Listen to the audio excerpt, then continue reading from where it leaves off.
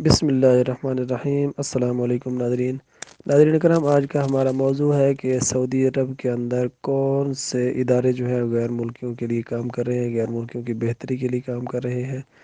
پاکستان سمیت سعودی عرب کے مختلف ممالک سے بڑی تعداد میں لوگ ہر سال روزگار کے لیے سعودی عرب آتے ہیں، جن کو غیر ملکی کارکنوں کے امور سے متعلق اہم محکمے اور ان کا دائرہ کار جن کے بارے میں جاننا ضروری ہے، اس کے بارے میں بات کریں گے آج۔ ناظرین، اگر آپ میرے چینل پر نئے ہیں تو میری آپ سے گزارش ہے کہ ویڈیو کو لائک کر کے چینل کو سبسکرائب کر کے بیل کے نوٹیفیکیشن کو آن کر دیں، تاکہ اس طرح کی ہر نئی آنے والی ویڈیو آپ تک پہنچ سکے۔ ناظرین کرام، اپنا جو موضوع ہے وہ شروع کرتے ہیں۔ پہلا ادارہ ہے جوازات۔ یہ ادارہ براہ راست وزارت داخلہ کے زیر انتظام ہوتا ہے، جس کا دائرہ کار غیر ملکیوں کے لیے رہائشی پرمٹ کا اجرا اور ان کی سالانہ بنیاد پر تجدید کے علاوہ تارکین کی چھٹی جانے کے لیے ایگزٹ ری انٹری ویزے کے علاوہ فائنل ویزا جاری کرنا ہے۔ اس کے علاوہ محکمہ جوازات انفرادی کفیلوں کے پاس کام کرنے والے گھریلو ملازمین کے امور کا بھی نگران ہوتا ہے۔ ناظرین، محکمہ جوازات کے دائرہ اختیار میں سعودی شہریوں کے لیے پاسپورٹ کا اجرا اور تجدید بھی ہوتی ہے۔ اس کے بعد ادارہ ہے دوسرا، امیگریشن کا ادارہ۔ محکمہ جوازات کا ذیلی ادارہ امیگریشن ہے، جن کے دفاتر ہوائی اڈوں، بری اور سمندری چوکیوں پر قائم ہیں، جہاں آنے والے مقامی اور غیر ملکیوں کی انٹری کی جاتی ہے۔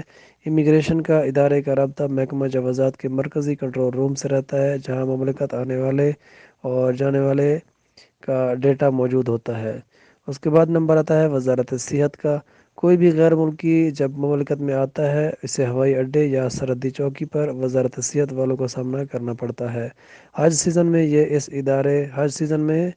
اس ادارے کے اہلکار تمام ہوائی اڈوں پر متعین ہوتے ہیں۔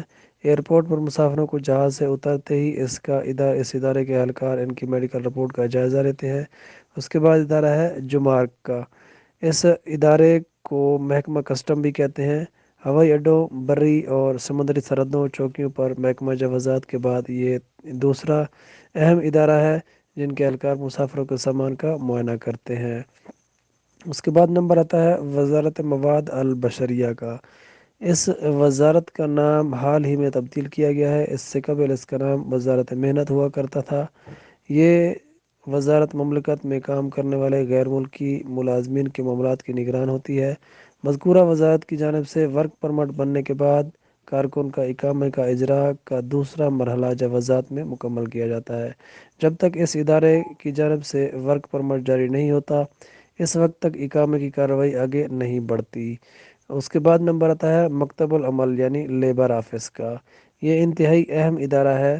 یہاں آجر و اجیر کے مابین ہونے والے اختلافات کو دور کیا جاتا ہے۔ اگر کسی کارکن کو اپنے آجر سے کسی معاملے میں اختلاف ہے تو وہ اس ادارے سے رجوع کر سکتا ہے۔ لیبر آفس براہ راست وزارت محنت کے ماتحت کام کرتا ہے۔ اس ادارے میں آنے والے مقدمات کا مطالعہ کر کے انہیں حل کرنے کی کوشش کی جاتی ہے۔ اگر وہاں حل نہ ہوں تو انہیں لیبر کورٹس میں بھیجا جاتا ہے۔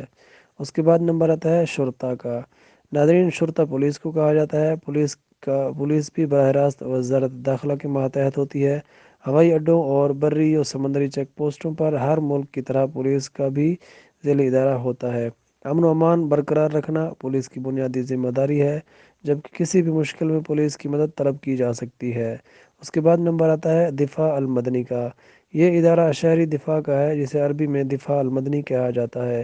کسی بھی ہنگامی حالات میں لوگوں کو امداد فراہم کرنا اس ادارے کا بنیادی کام ہوتا ہے۔ دفاع المدنی کے انڈر فائر بریگیڈ کا بھی ذیلی ادارہ ہوتا ہے۔ اس کے علاوہ قدرتی آفات میں امداد فراہم کرنے کے لیے بھی دفاع المدنی میں خصوصی یونٹس قائم کیے جاتے ہیں۔